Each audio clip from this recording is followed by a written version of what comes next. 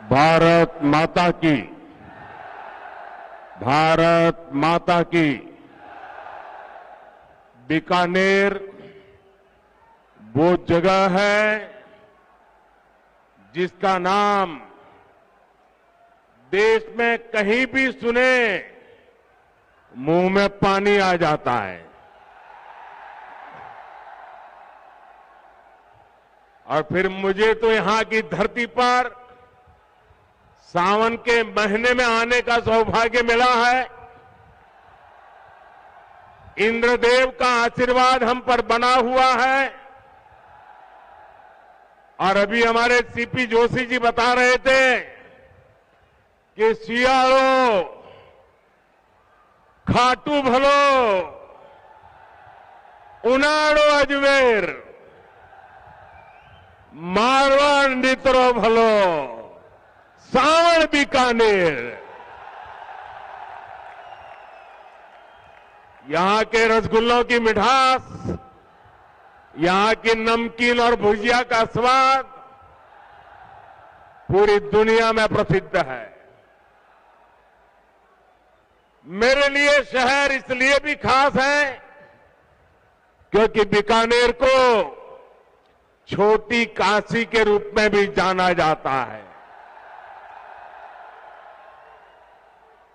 यहां काशी की ही तरह गौरवशाली अतीत भी है और अध्यात्म भी है। ये पावन धरा मां करणी की धरती है। सांख्य दर्शन के प्रणेता भगवान कपिल की तपोभूमि है। ये रुणीचा धाम रामदेवरा के बाबा रामदेव जी, सिद्ध समाज के गुरु जसनाथ जी और भी तेजा जी के भक्तों की धरती है। ये पर्यावरण संरक्षण के प्रणेता गुरु जंबेश्वर की तपस्थली रही है। ये 13 पंथ धर्म संघ के आचार्य तुलसी की कर्मभूमि रही है। और यहां पुनरासर बालाजी का आशीर्वाद तो प्रत्यक्ष ही मिलता है। इन सभी देवों और संतों को मैं श्रद्धापूर्वक नमन करता हूं। आप सब इतनी बड़ी संख्या में यहां आए और अभी जैसे बताया 4-4, 5-5 घंटे से कड़ी धूप में आप आशीर्वाद देने के लिए मौजूद हुए। मैं जितना आपका आभार व्यक्त करूं उसके लिए मेरे पास शब्द कम पड़ रहे हैं। मैं फिर एक बार हृदय से आपका आभार व्यक्त करता हूं, धन्यवाद करता हूं। साथियों, ये उत्साह बताता है, मैं ऊपर देख रहा हूं वहां तक लोग ही लोग हैं।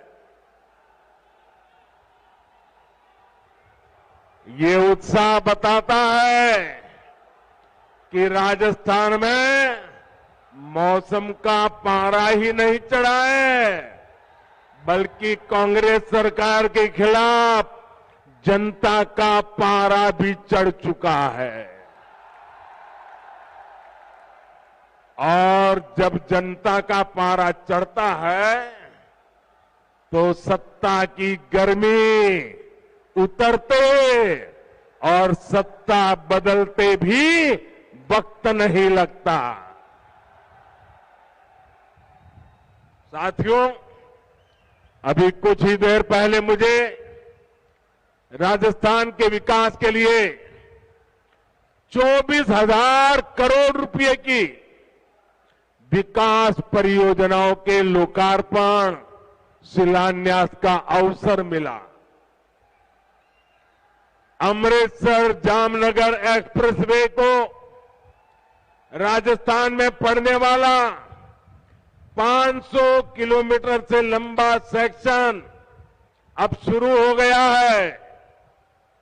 इसके पहले दिल्ली मुंबई एक्सप्रेसवे के दिल्ली दौसा लालसोट सेक्शन का भी शुभारंभ हुआ था। राजस्थान की कनेक्टिविटी के लिए जितना काम भाजपा सरकार ने किया है उतना पहले कभी नहीं हुआ है। पिछले 9 वर्षों में केंद्र सरकार जितनी भी योजनाएं लाई हैं, हमारी कोशिश यही रही है उनका ज्यादा से ज्यादा लाभ राजस्थान को मिले। हमने देश भर के गरीबों के लिए 4 करोड़ पक्के मकान बनाए। इसमें से करीब 20 लाख घर राजस्थान के मेरे गरीब भाइयों बहनों को मिला है। 20 लाख घर। हमने देश भर में करीब 50 करोड़ गरीबों के बैंक खाते खोले। इस वजह से राजस्थान के 3 करोड़ गरीबों को पहली बार बैंक की सुविधा मिली। कोरोना के मुश्किल समय में यही बैंक खाते गरीबों की सबसे बड़ी ताकत बने। भाई और बहनों, विकास पूरी तरह से जनता तक तब पहुंच पाता है जब देश और प्रदेश की दोनों सरकारें साथ मिलकर ईमानदारी से काम करें। पिछले 4 वर्षों में राजस्थान में हालात इसके बिल्कुल उलट रहे हैं। हम दिल्ली से योजनाएं यहां राजस्थान में भेजते हैं, लेकिन यहां जयपुर में कांग्रेस का पंजा उस पर झपटा मार देता है। कांग्रेस को राजस्थान के लोगों की परेशानी से, आपकी दिक्कतों से कोई लेना देना नहीं है। अब आप देखिए, घर घर पीने का साफ पानी पहुंचाने की भाजपा सरकार की योजना से भी अब कांग्रेस सरकार को परेशानी है। जिस राजस्थान को जल जीवन मिशन में सबसे टॉप पर होना चाहिए था, वो सबसे धीमा करने वाले राज्यों की लिस्ट में शामिल है। आज देश के 130 से ज्यादा जिले ऐसे हैं जहां 100% घरों में नल से जल पहुंचा है। इनमें से पूरे देश को 130 जिले और इसमें से राजस्थान का एक भी जिला नहीं है। अब आप मुझे बताइए, क्या राजस्थान के लोगों ने कोई गुनाह किया है क्या? किस बात की सजा दे रहे हो? क्या राजस्थान के लोगों ने कोई गलती की है क्या? क्या आपको नल से जल मिलना चाहिए, नहीं मिलना चाहिए? आपके घरों में पानी आना चाहिए कि नहीं आना चाहिए? देश के 130 जिलों में हो रहा है, आपका एक जिला तो होना चाहिए कि नहीं होना चाहिए था? साथियों, गलती राजस्थान के लोगों की नहीं, गलती यहां की कांग्रेस सरकार की है। कांग्रेस सरकार ने 4 सालों में राजस्थान का बहुत नुकसान किया है। और ये बात कांग्रेस के नेता भी अच्छी तरह जानते हैं। राजस्थान में कांग्रेस की हार इतनी सुनिश्चित है कि यहां की सरकार अभी से बाय बाय मोड में आ गई है। मुझे पता चला है कि कुछ मंत्री विधायक तो अभी से अपने सरकारी बंगले खाली करके अपने खुद के घरों में शिफ्ट होने लगे हैं। अपनी हार पर इतना भरोसा सिर्फ कांग्रेस के नेता ही कर सकते हैं। साथियों, पुरानी कहावत है कि दिया बुझने से पहले जोर से लपलपाता है। अपनी हार के डर से कांग्रेस भी ऐसा ही कर रही है। इसके लिए वो राजस्थान के लोगों को गुमराह करने पर उतर आई है। लेकिन भाइयों बहनों, आपको याद रखना है, कांग्रेस का एक ही मतलब है। कांग्रेस मतलब, साथियों आपका प्यार सर आंखों पर, आप आगे आने की कोशिश मत कीजिए। आपका प्यार मेरे सर आंखों पर। साथियों, कांग्रेस का मतलब है लूट की दुकान, झूठ का बाजार। लूट की दुकान, झूठ का बाजार, जो ये इन दिनों बड़े बड़े वायदे किए जा रहे हैं, उसमें लूट के इरादे और झूठ के पिटारे के सिवा और कुछ नहीं है। साथियों, कांग्रेस की झूठ और छलावे की राजनीति का शिकार सबसे ज्यादा राजस्थान का किसान हुआ है। आप मुझे बताइए, पिछले चुनाव में कांग्रेस ने किसानों का कर्ज माफ करने का वादा किया था। कांग्रेस ने वादा किया था। इनके नेता ने 10 दिन के भीतर भीतर कर्ज माफी की कसम खाई थी। क्या किसानों का कर्ज माफ हुआ? 10 दिन, 10 महीने और अब 4 साल कर्ज माफ हुआ क्या? किसानों को कुछ मिला क्या? यहां के किसान इतनी बड़ी मात्रा में बाजरा उत्पादन करते हैं। हमने मोटे अनाजों को श्री अन्न के तौर पर प्रमोट किया, दुनिया में पहुंचाने का बीड़ा उठाया है। बाजरा पड़ोस के हरियाणा में 2350 रुपये प्रति क्विंटल बिका, 2350 रुपया प्रति क्विंटल, और ज्यादा दूर नहीं हरियाणा में।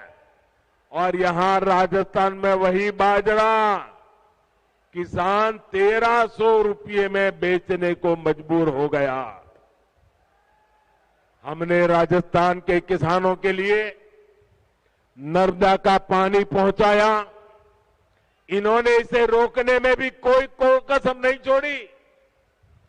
किसानों से यही नफरत कांग्रेस की फितरत है, यही इनकी हकीकत है। साथियों, विकास के लिए ये जरूरी होता है कि सरकार ईमानदार भी हो और सरकार स्थिर भी हो। आज दुनिया में हिंदुस्तान का सम्मान बढ़ा है क्योंकि देश में आज एक स्थिर सरकार है। आपने स्थिर सरकार बना करके मुझे काम करने का मौका दिया है। जिन जिन प्रदेशों ने लगातार स्थिर सरकारों को चुना है, डबल इंजन सरकारों को चुना है, वहां प्रदेश भी तेजी से विकास कर रहे हैं। लेकिन राजस्थान में जब से कांग्रेस सरकार आई है, इन्होंने क्या किया? 4 साल से पूरी कांग्रेस पार्टी और सरकार बस आपस में लड़ रही है। हर कोई एक दूसरे की टांग खींच रहा है। अपने अपने गुट को मजबूत बनाने के लिए खुलेआम सौदेबाजी हो रही है। एक खेमे के विधायकों को ट्रांसफर, पोस्टिंग और लूट की खुली छूट मिली हुई है ताकि वो दूसरे गुट में भाग न जाएं। ये लड़ाई केवल खेमों तक ही नहीं है, सारे मंत्री भी आपस में लड़ रहे हैं कि इस विभाग में लूट का काम मुझे मिले, वो मुझे लूटने दिया जाए। इस विभाग का काम उस विभाग को क्यों दिया गया? इस मंत्री कमीशन उस मंत्री के पास कैसे चला गया? पूरी राजस्थान सरकार इसी खींचतान में लगी पड़ी है और इस पर पूरी खींचतान के बीच राजस्थान के मुख्यमंत्री अपने बेटे का भविष्य बचाने में जुटे हुए हैं। उन्हें राजस्थान के बेटे बेटियों की कोई चिंता नहीं है। इस वजह से भी कई मंत्री विधायक उनसे खार खाए हुए हैं। आप मुझे बताइए साथियों, क्या ऐसे लोग राजस्थान का भला कर सकते हैं? राजस्थान के युवकों का भला कर सकते हैं? राजस्थान के गांवों का भला कर सकते हैं? राजस्थान के किसानों का भला कर सकते हैं? इन लोगों से राजस्थान के विकास की कोई उम्मीद नहीं की जा सकती है भाइयों। इन लोगों को मैं आज 2 चूक कह देना चाहता हूं। अब ये भ्रष्टाचार की नुरा कुश्ती बहुत हुई। अब लोकतंत्र के अखाड़े में जनता जनार्दन फैसला करेगी। अब राजस्थान को स्थिर सरकार चाहिए। अब राजस्थान को डबल इंजन की सरकार चाहिए।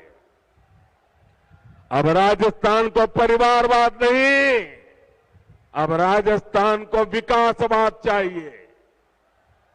साथियों, राजस्थान में जब से कांग्रेस आई है, इसने एक और पहचान बनाई है। भ्रष्टाचार, अपराध और तुष्टीकरण। हालत यह है कि जब भ्रष्टाचार की रैंकिंग होती है तो राजस्थान उसमें नंबर 1 आता है, नंबर 1 आता है।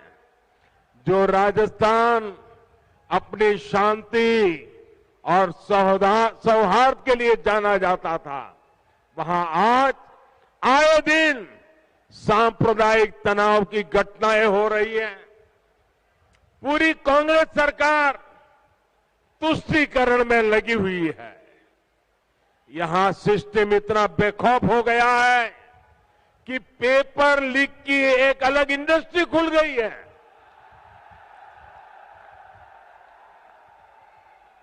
अब तक 17 बड़ी परीक्षाओं के पेपर लीक हो चुके हैं।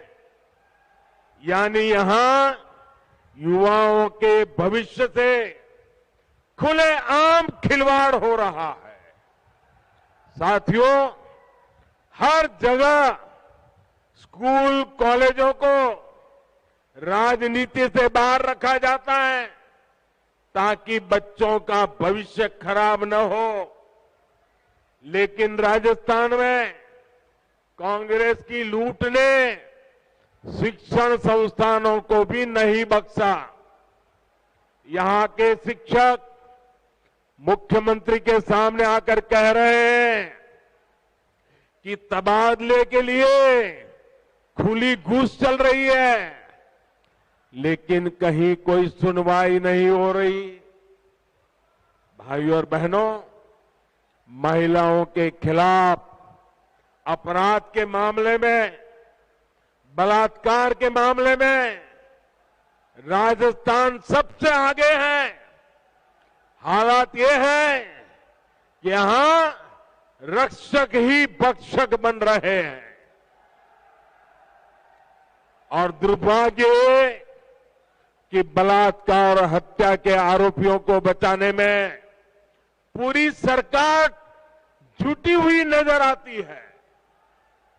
अपने वोट बैंक की राजनीति के लिए हमारी बेटियों पर गलत नजर डालने वालों को कांग्रेस संरक्षण दे रही है। राजस्थान के लोग कांग्रेस के इन पांकुपों को अब ज्यादा बर्दाश्त नहीं करेंगे। ये महिलाओं के सम्मान की, उनकी आन बान की धरती है। ये राजस्थान की धरती है। ये मां पन्ना धाय की धरती है। ये वो धरती है जहां हाड़ा रानी ने अपने पति को युद्ध में भेजने के साथ ही अपना बलिदान दे दिया था। आत्मसम्मान और धर्म की रक्षा राजस्थान की रगों में है। इस पर कीचड़ उछालने की हिम्मत करने वाली कांग्रेस को राजस्थान कभी माफ नहीं करेगा। साथियों, कांग्रेस एक ऐसी पार्टी है जो अगर सत्ता में रहती है तो खा खा कर देश को खोखला करती है, और जब ये सत्ता से बाहर जाते हैं तो देश को गाली दे देकर बदनाम करने लगते हैं। इनको भारत की प्रगति से इतनी तकलीफ है कि इनके नेता विदेश में जा जाकर के भारत को गाली देते हैं। आपको याद होगा, जब जब देश की सेना ने शौर्य दिखाया है, तब तब इन्होंने सेना को भी नीचा दिखाने के लिए क्या कुछ नहीं बोला। सेना कहती है हमने पाकिस्तान में आतंकियों के अड्डे तबाह किए, सर्जिकल स्ट्राइक की, तो कांग्रेस कहती है कि सबूत दिखाओ। हमारी वायुसेना पाकिस्तान में एयर स्ट्राइक करती है तो ये कहते हैं कि कुछ हुआ ही नहीं। कांग्रेस को सेना और सैनिकों से हमेशा दिक्कत रही है। इसलिए वीरों की धरती राजस्थान, जहां से इतने युवा सेना में जाते हैं, उनसे कांग्रेस चिढ़ी रहती है। हमारी सेना के जवान कितने वर्षों से 1 रैंक 1 पेंशन की मांग कर रहे थे। वर्षों तक कांग्रेस की सरकारों ने उसकी उपेक्षा की। यही नहीं, सेना के काम में भी ये लोग झूठ और धोखेबाजी से बाज नहीं आए। 1 रैंक 1 पेंशन के लिए हजारों करोड़ रुपए की जरूरत थी, लेकिन कांग्रेस सरकार कागज पर केवल 500 करोड़ रुपए दिखाकर ओआरओपी को धोखा दे रही थी। हमारी सरकार ने 1 रैंक 1 पेंशन लागू किया। पूर्व सैनिकों को इसके तहत करीब 65,000 करोड़ रुपए मिले हैं। राजस्थान के भी हमारे करीब 1.25 लाख पूर्व सैनिकों को इसका लाभ मिला है।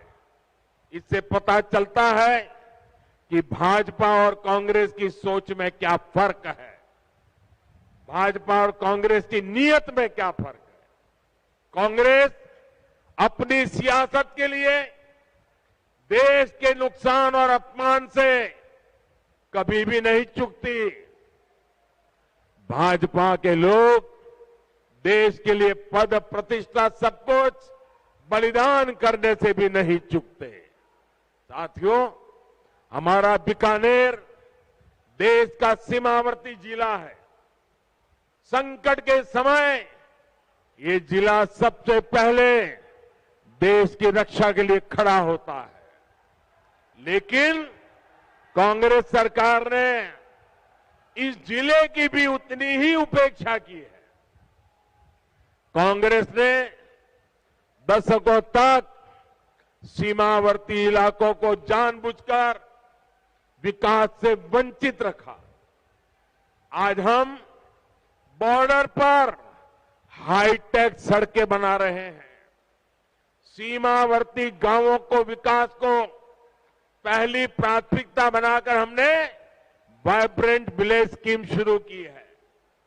लेकिन इन सभी प्रयासों का पूरा लाभ तभी मिलेगा जब यहां डबल इंजन की सरकार होगी।